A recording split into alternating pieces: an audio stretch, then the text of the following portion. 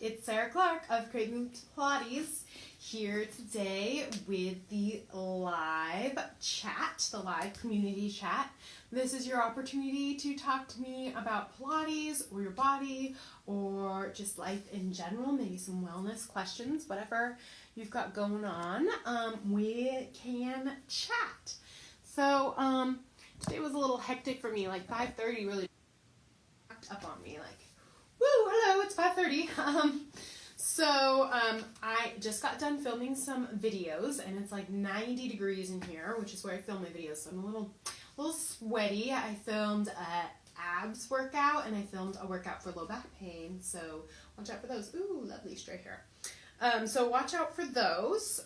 Today, I'm excited because I have a bunch of questions from you guys from last week's community chat. You guys popped on and said, oh, I want to know more about this, or I want to hear about that, or maybe you just rolled in after the live and you wanted to ask me some questions and you left them in the comments and I discovered them later. That's always fun too. So we're going to be talking about fascia, we're going to be talking about shoulder and neck pain, we're going to be talking about sciatica, because Patricia asked me about sciatica, and we're going to be talking about the contest. And I am looking down, which is not so awesome, but I am looking down because I had to get like a ton of notes so that I made sure that I included everything. This stuff I do know off the top of my head, but it's just easier if I have my notes to stay on track and not mumble and not get distracted by when you guys pop up here, because it can be really distracting and a little like, whoa, hello. So yeah, today we're going to be talking about those 4 topics, so I'm really excited, and if you have any questions about anything that we're talking about, feel free to just jump in. If you want me to discuss something else, you're welcome to ask at any point. I might not be able to get to it right when you ask because I might be talking about something else, but I'll try my best to acknowledge it and get to it in the video, and if it requires a little bit of preparation, I will answer it next week. So I get to all of your questions eventually, so far. So, fascia. Cheyenne Howard asked me about fascia. She said, please talk more about fascia because I've been mentioning it in my videos and not really going into deep detail because I've been talking about other topics. So, what is fascia? Fascia is like I don't know if you guys can hear my printer, but it's over there making noise, distracting me. So I don't know if you guys have heard about fascia, but it's kind of like a hot word right now in the fitness and wellness industry because fascia is a relatively new, not totally new, but relatively new discovery. We didn't really talk about it until like the 70s or 80s, so it's a new thing that we're learning about. Super cool because now there's all kinds of videos on YouTube where they actually, they actually dissect cadavers and you can see the fascia. And totally creepy. I actually can't watch those videos, but I forced myself to watch a little bit of it and I'm super scarred for life. But if you're the kind of person that's like, oh, that sounds so amazing, you can totally Google that stuff and you can see scientific videos of them talking about fascia and actually looking directly at the fascia. So what is fascia? Fascia is a connective tissue. It's very fibrous, and when it's healthy, it is can be kind of pulled apart and looks like a little web-ish. So it's all these fibers that come together and look like a little web, and that creates your fascia. And it's a connective tissue, the same as your adipose, as your fat, the same as your ligaments, the same as your muscle. Okay, so this is like something it's connecting your body parts together. Okay, so it connects muscle to bone. I'm 99% sure. So it connects muscle to bone, and it comes in a variety of textures. So when it's healthy, it should be pretty almost kind of fluffy in that web form, but then also, the same healthy fascia can come together and kind of get stronger and tighter, kind of like if you picture the fibers of a rope coming together and create your tendons.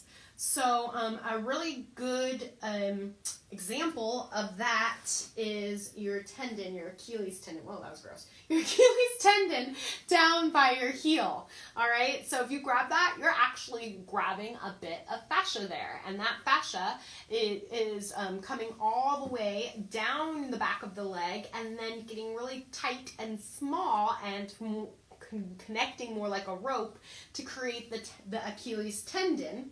All right, so that's a good example of that kind of fascia.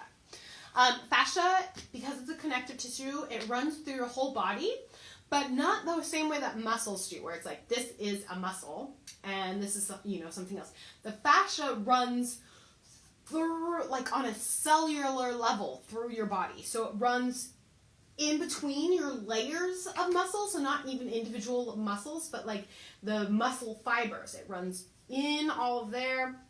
It wraps around all the little molecules and cells of the body. It wraps around your bones, protecting your bones, and also giving your bones like a little bit of proprioception, so like how you can kind of sometimes feel your bones. That's because your bones are wrapped in fascia. So it's super awesome, and it is everywhere through your whole body, everywhere.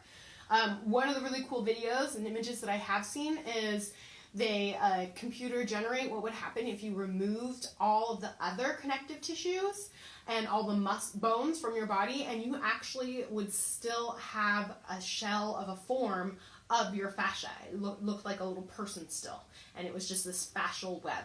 So it's super cool. What is it doing in your whole body? Why? Why? So it does a couple different things. For one, we've discovered that your nerves are actually housed in your fascia. So it is what gives you proprioception. So proprioception is like when you can feel your body in space. That is because your fascia is in your body and the nerves are in the fascia, right? So that is one of the reasons that it wraps around the bones, and it helps us kind of identify the feelings in our bones. So it's really important, obviously. It helps to hydrate the muscles and allows them to glide. So when your fascia is hydrated, it allows the muscle fibers to just slide along each other much easier. It creates tendon. It can get tight. So the same way that it allows your muscles to glide, it can get tight and actually, okay, so you think your hamstring's tight, but it's really actually the fascia, not the muscle itself, that's unhydrated and tight because it's not moving enough, all right? So it kind of goes hand in hand with the tightness that we can feel in our bodies. If our fascia or our muscles or a combination of both aren't healthy, then it's going to feel tight. All right, so a really good example of this is plantar fasciitis. So a lot of people have experienced plantar fasciitis or know what it is, but basically it's when the arch of your foot gets really tight and cramps so bad that you can't like sleep, and that is actually your fascia getting tight. And then oftentimes we just keep, moving, and that can cause little micro tears in your fascia, which then becomes plantar fasciitis. Ooh, I should have brought some water over here because it's literally like 90 degrees. So that's a really clear example of how tight fascia can cause your entire body pain because our nerves are actually in the fascia. So that's what fascia is. It is a connective tissue that runs through your entire body on a cellular level that hydrates your muscles and allows them to glide and houses your nerves so that you can feel where your body is in space. So healthy fascia helps you be more flexible. It helps your body just work better. It helps your proprioception. So if you are like trying to do something really subtle in a workout and your brain just doesn't feel like it can find it, sometimes releasing your fascia can help that. help your brain get to that area. So you release your fascia through massage and through myofascial release. So any kind of ball rolling or with tennis balls, you're releasing your fascia. When you get massages, you're releasing your fascia. If you use your roller, you're releasing your fascia. So that's how you release your fascia and keep it healthy. And you also drink enough water because the hydration comes from actually taking water into the body. All right, so that's fascia. Question number 1 answered. Next, Mama Wu asked about neck pain. And she wasn't super specific. She's just asked about neck pain in general, and it's a very short question. So I asked her to go into detail. And she started talking about feeling pain in her neck when she lifted her arm behind her. Okay? And that cued me into the fact that maybe it wasn't a neck issue, which comes more from like forward head kind of stuff, but it was actually a shoulder issue that was coming into her neck because her shoulder could no longer do its job, so her neck was doing the job that her shoulder was supposed to be doing. Okay, so she developed a compensation pattern that showed up in her neck from an injury in her shoulder. So I'm not a doctor. I did not diagnose Mama Wu, but from this I could kind of tell what's going on. So I told her that maybe, and I'm telling you that maybe the issue is she had a rotator cuff injury. Super easy to injure your rotator cuff. It's really it's one of those things where you're like, I don't know what I did. I was just going through my day and all of a sudden my shoulder just hurt, okay? It happens when you pick up your dog or your bag out of the back seat of your car, or maybe your baby's back there and you're trying to entertain them.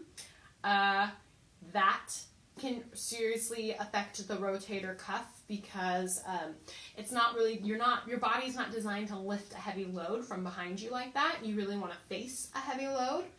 So that's a really easy place to injure your rotator cuff. I injured my rotator cuff as a server/busser, clearing tables, having a really heavy load on my hand, and then moving my arm around and not just keeping it stable and next to my side. And that injured my rotator cuff, and honestly, I still deal with that injury today because when you injure your rotator cuff, there's not a solution necessarily, like a magic pill. It's something that you have to work on daily for the rest of your life. Just like tight hamstrings, you can't just, do one stretch once and have that be the answer. It's something that you have to work on forever, otherwise the tight hamstrings come back. So otherwise your rotator cuff injury will flare up. And unfortunately, that's the case with a lot of injuries. And why surgeries are so common is because people don't want to put in the time to have this be a practice that happens all the time throughout their life, okay? And that's why I encourage you to make your Pilates a habit, because your body will just be happier forever and you won't need surgery. So, what is your rotator cuff? Okay, so your rotator cuff, its job is to connect the arm and the shoulder and to keep the shoulder stable while the arm moves, or that's its job. Its job is to keep the shoulder stable while the arm moves. So there's a series of muscles that create the rotator cuff. And so you may have been told about an injury on one of these muscles by a masseuse or a chiropractor or your general practitioner. So I'm just going to go over what those muscles are real quick, and I definitely need to look at my paper for that because they have very long scientific names. So your supraspinatus, and its job is to hold your arm bone, the top of your arm bone, in place and keeps your upper arm stable. It also helps to lift the arm. So maybe your injury isn't when you reach behind you, maybe it's when you lift your arm to the side. That'd be your supraspinatus. Your infraspinatus is the main muscle that lets you rotate and extend your shoulder. Okay, so behind you. Teres minor is the smallest rotator cuff muscle. Its main job is to assist with rotation of the arm away from the body. So this, because it's the smallest muscle, tends to be the one that gets injured the most, okay? Because the small muscles aren't large enough to take the heavy load of reaching behind you and lifting up or holding something heavy and rotating your arm, okay? Instead of moving your entire body. And then you have your subscapularis, which is underneath the scapula and just kind of fans out. All these muscles are actually underneath your scapula. Their connected points are underneath your scapula. This holds your upper arm bone to your shoulder blade and helps you rotate your arm. Hold it straight. Oh, we don't need to read that part. This holds your, so the subscapularis holds your upper arm bone to your shoulder blade and helps you rotate your arm.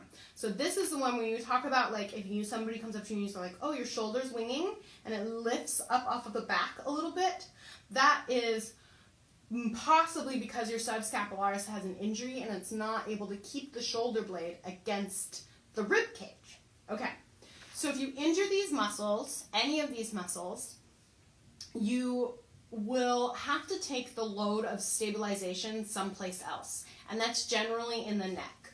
So instead of these muscles keeping your shoulder blades down and out of your ears, you're trying to stabilize from somewhere, so you end up like this to help keep the shoulder stable while you work, okay? So finding ease up here and then strengthening your rotator cuff through things like hitchhiker, which is a single exercise that I have on the Creating Pilates channel, will help strengthen that. If you are at the beginning of your rotator cuff injury, you need to rest it. You need to either put heat or ice on it, and you need to take ibuprofen if you feel like it's possibly swollen. No taking ibuprofen to mask any pain, okay? The ibuprofen is there at the very beginning in case it's like feeling really extra swollen, but it's not to mask pain so that you can work harder, because this muscle needs to relax and heal itself. And then you need to do small, simple exercises in order to get those muscles strong. Then go back to your hardcore workouts, okay? So treat it like an injury. If you are thinking that you might have a rotator cuff injury, treat it like that. Okay, so I also want to talk about how your shoulders relate to your rib cage, because it's really common that the rotator cuff injury happens because the rib cage isn't doing its job, so the rotator cuff has to actually work harder to do its job, and then it's such a small muscle, it works too hard and it strains itself, okay? So you get a sprain or you get a tear, a micro tear. So your shoulder blades live on your back. They only connect to your body by bone in one spot. Otherwise, they're connected to your body because they're encased in muscle. They're encased in those 4 rotator cuff muscles, and they're encased in your traps, your trapezius, okay? And they're encased in these muscles which just hold it against the rib cage, all right? That's why your shoulder blade actually is curved like that. So I'm holding my hands like this, so it holds it against the rib cage, right? If you are living with your rib cage out of alignment and not in your perfect Pilates posture, your shoulder blade has no home. It can't find the rib cage, and it can't just easily rest on the rib cage. So therefore, if your rib cage is pulled to one side, if it's pulled forward, if it's rounded back, right, this forces your shoulder blades into weird positions. And then when you go to use your arms, your small muscles that are designed to hold the shoulder blade in place are overworked, okay? So that can lead to your shoulder injury. And I'm mentioning this because it's something that I know never occurred to me before I started teaching Pilates, that neck pain would actually be caused by shoulder pain, which was actually caused by your rib cage and poor posture. Like, I kind of knew that poor posture could be part of the problem, but I didn't really understand why. And it's because your rib cage isn't there to give your shoulder blades a home. So this is why I focus a lot on breath and how to breathe and where to send your breath, because this allows the rib cage to find its ultimate alignment. But you also want to practice isolations, which is like just moving your rib cage in different positions without letting your shoulders move.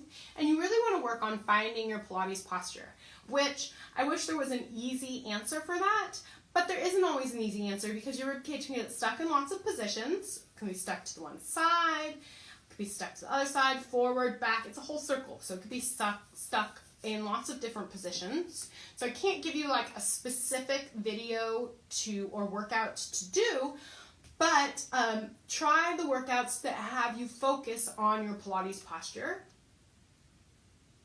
Can't tell if somebody's here, because that will help you get the alignment of the rib cage and the alignment of the entire spine, which will help the shoulder blades just fall into place. And all of a sudden, you'll be like, oh, my shoulders don't hurt anymore. My neck doesn't hurt anymore. Okay? So that's all about the rib cage, the rotator cuffs, and how that affects your shoulders. One last little thing, sports bras like this, not so awesome for your neck, okay? See how it goes right over this muscle here? This is where most people experience pain. So you're adding extra weight and an extra challenge to your shoulders. I actually have flare-ups when I wear this sports bra, so I really probably should just throw it away. But you want your sports bra to be wider if possible. All right, so that's all about that, and my last little 2 cents and everything. So we're going to move on to Patricia Henry's question. She asked this today. She says, very specifically, I suffer from sciatica. I'm guilty of not doing something about it, but I'm willing. Is there an exercise that would help? So, Patricia, first, I need more information from you. There is a bunch of reasons that sciatica could happen, and I also want to know if this is self-diagnosed or if you had somebody, some kind of wellness professional diagnosis for you, because there are so many reasons that sciatica could happen, and you might not there's so many reasons that sciatica can happen, and then you may not realize what the cause of your sciatica is. So these are just some of the most common things that I see in my Pilates studio for the cause of sciatica. So in general, just having a weak low back, and maybe you tend to lengthen your low back and tuck your tail underneath you, and so you don't have any curve in the base of your spine anymore, and that can cause low back pain, which is one of the reasons we get sciatica flare-ups when we sit on the couch, is because when you sit on the couch you tend to sit with your tail tucked underneath you, and instead of your sit bones pointing straight towards the floor, they kind of point towards the back of your knees, and that lengthens the low back out and kind of overstretches your sacrum and your sciatic nerve. Okay, so that's one of the reasons. A weak, overstretched low back can totally cause true sciatica. You could have a rotation in your sacrum, which is that big flat disc just above your tailbone. It's like a flat disc right there. It's a series of vertebrae that's fused, but sometimes it rotates one way or the other. That can be due to an car accident, horseback riding, birth, even just carrying the baby, like literally just carrying it to one side all the time can cause a little rotation in your sacrum. So those are things, so that is another way that you can develop sciatica, which is the nerve, the sciatic nerve is the nerve that's just above the sacrum. It could be due to tight hips. So if your hips are tight, it will actually pull on your sciatic nerve, causing it to experience pain, especially if you experience pain on one side. That probably means that the other side is pulling, right? Or that you have that little rotation just to the one side. So you can have your hips be tight and pull both directions, or you can have your hips be tight and pull just one way.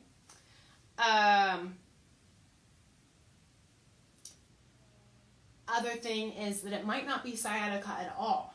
There's this other thing called piriformis syndrome, and that is when you have another one of those little tiny rotator muscles, but this one's down in your hip, connecting your pelvis and your leg bone.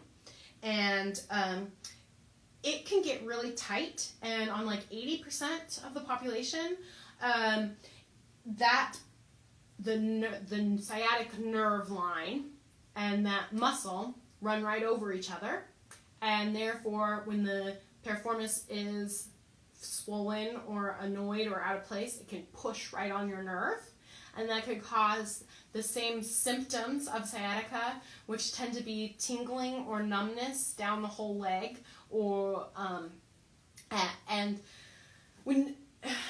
low back pain, because it's all connected through that nerve. Okay, so dull, achy low back, tingling down the leg, possibly all the way to the foot, maybe just a little bit, because that nerve is being pressed on, and nerve pain is tingling pain. Maybe shooting pain, depending on what you're doing. Maybe like when you're walking, you get a little shooting pain. Maybe you've got a little rotation in your step every time you take a step, and therefore you're causing that little muscle to get overworked. That's super normal. Well, not normal, but super common. So, Patricia asked specifically about exercises that could help her. So I'm going to link to these in the comments below. But if you have rotation in the sacrum, I would start with bridges with hip dips. And all these things, none of these things will hurt you if you have one or the other. So you can just kind of go through all of them and see if anyone helps you find relief, or just use them as a series that you do every day, because again, this is a practice, and if you stop doing it at a certain point, your symptoms will most likely come back, because you have a pattern and you need to keep the muscles in your body strong to resist that pattern. So, rotation in the sacrum would be bridges with hip dips. Only got 10% battery left because I forgot to plug this in. Bridges with hip dips. I think I'm going to have to plug it in real quick. Give me 1 second. Oh, hello. It's got banging on my reformer. Oh, and guess what? Where it's plugged in is covered by the thing that holds this for me. 1 second, you guys. Scooch this over, reclip it down, plug it in. This is what happens when you run a biz by yourself. All right. Okay, so I'm back. So I was talking about tight hips. So when you have the tight hips and it's pulling on the sacrum, I would recommend single leg circles, which is also a video in my private YouTube library. Not my private, my public YouTube channel, which is Create Move Pilates. So we've got bridge with hip dips, single leg circles, and then do a three-way stretch, which is where you do a hamstring stretch. You lie on your back, and you bring your legs straight up towards the ceiling, do a hamstring stretch, bring the leg out to the side, keeping the pelvis stable. That's an inner thigh or an adductor stretch. Hamstring is the back of your leg. And then you'd want to bring the leg across the body, again keeping the hips stable, and that would give you an outer leg stretch all the way up into the hip, which would definitely help a lot. And then if you are suffering from a tight piriformis, there's two causes to that. You can have a tight, weak piriformis, or you can have a tight piriformis that is you have a tight, weak piriformis, a tight, strong piriformis, or you could have a long, weak piriformis. So I'm giving you a stretch and a strengthener, and if you do the stretch and you experience any of that tingling afterwards or during, then that's not the right stretch for you. So the stretch would be a figure 4 stretch or side lying legs with clams. So I'm going to say that again, and you should grab a pen if you can. Bridge with hip dips, single leg circles and a three-way stretch, figure 4 stretch, side lying legs, clams. Now, that being said, your body is a system that's all connected. We just talked about all that fascia all through your whole body. Okay, there is not just one exercise that you can do that's going to be a miracle. There is no magic pill for your body, okay? It's a system, it's a puzzle, and you kind of just got to work through it and go along on the journey. So I would try those and kind of do those as a little series, but I would also try these full-length workouts that are going to help with everything. Because sometimes your sciatic nerve hurts because your upper body is curled forward, and that puts pressure on the sciatic nerve, especially when we're sitting on the couch. So, you know, we've got to think about this whole body as a whole for a solution to this. So, some whole body workouts that you can find on the Create Move Pilates YouTube channel would be Pilates for couch potatoes, testing your neutral for happy hips, and the side lying leg series, lifts, circles, and clams. So that's all one video or individual videos if you need more support. Again, I'm going to leave those videos in the comments so that if you are feeling like you are suffering from sciatica or piriformis syndrome, you have some options for you. All right, so if you go back in the video after I upload this, we just talked about fascia, we talked about your shoulders and neck pain and rib cage alignment, like what? And we just talked about sciatica, the symptoms, the causes of sciatica, the symptoms of sciatica, and how it might actually be piriformis syndrome. All right, now we're gonna talk about the Create Move Pilates April giveaway contest. Whoop, whoop, whoop, whoop. So, I'm not the best namer, so it's just the April contest, okay? I didn't get too fancy with it, but I'm super excited about this because a lot of you have been telling me that you're here for motivation and to learn about your body, but mostly motivation. So this is going to help motivate you, and it's going to help create a larger, more participating community, which is also going to help you, and it's what I'm striving for. I really just want to build this community so that y'all can talk and we can become friends. All right, so the contest, what do you win? The grand prize. And I have this on a piece of paper because I forgot a few things last time. Like, forgot some of the prize, man. All right, so the grand prize is a Pilates props pack. Woo! Say that 10 times fast. Say that one more time. Pilates props pack. You get a magic circle, which I should totally have here to show you.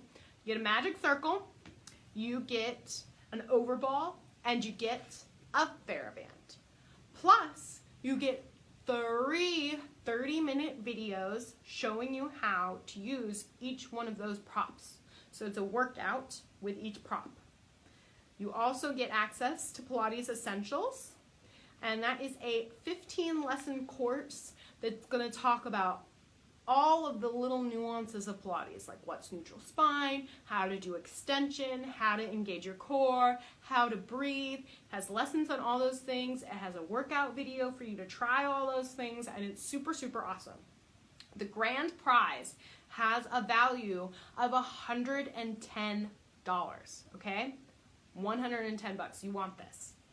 Then there's 3 runner-ups. Runners up gets a TheraBand.